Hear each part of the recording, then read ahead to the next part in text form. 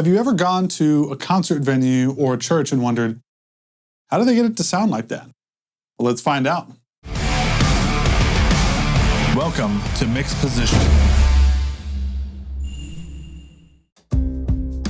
Well, hey everybody, what's up? And welcome to the first episode in a series that I'm calling MixPosition. It's a series that's for live sound engineers made by a live sound engineer. In this series, we're gonna cover everything from the basics of gain staging, how to plug in your mics, how to set up your console, all the way to your master bus processing and how to get a professional sounding mix live.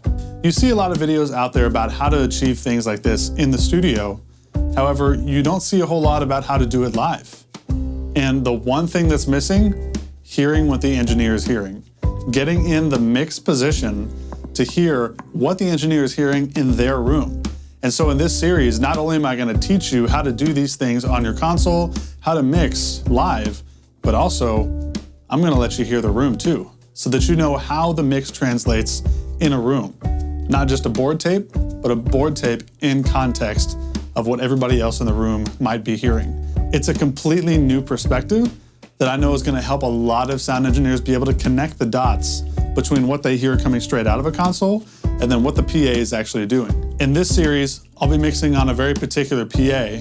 However, you can take the principles here and apply them to just about any PA to get your desired result, to be able to help the mix translate from the board to people's ears, because that's where it really matters.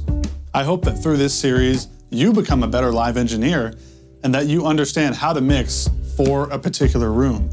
Because at the end of the day, we can have a board mix sounding great, but if it doesn't come well through the PA, it doesn't matter. With all of this being said, let's jump in to episode 1.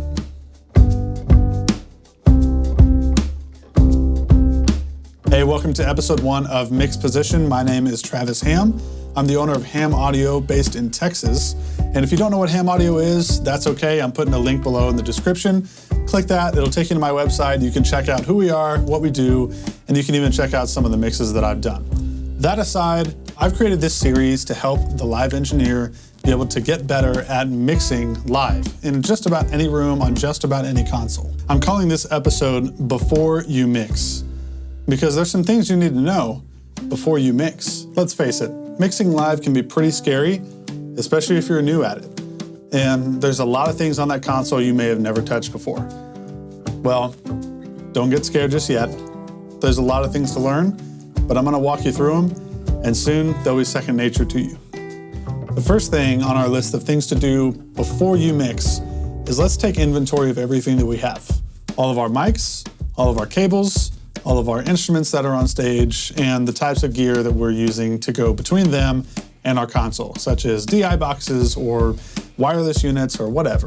Let's get a list of all of that together so that we know what we have to work with. Knowing the amount of gear you have and what you have to work with helps you out a lot, because you know what mic you can put on what vocal or what snare drum, or how many cables you have to use for an SPD versus a keyboard or a bass. Let's say you're at an older venue or maybe an older church that just has a hodgepodge of cables and you just got a huge mix of stuff and all different colors of the rainbow of cables and things like that. Don't worry about that so much. I want to prioritize the length of cable that we have, such as 5-footers, 10-footers, 15, 25, 50, and so on. Knowing this will be able to help you sort out your cables so you know how to use them accordingly. The next thing that I would put on this list and take note of is the brand and model of mics that you do have available, such as a Shure SM58 or a Telefunken M80. The next thing I would look at is wireless units. Take note of what the brand and model are of any wireless units you may have, because if you know that, you can look up the manuals for them and know how to use them and set the gain staging and frequency and everything like that accordingly.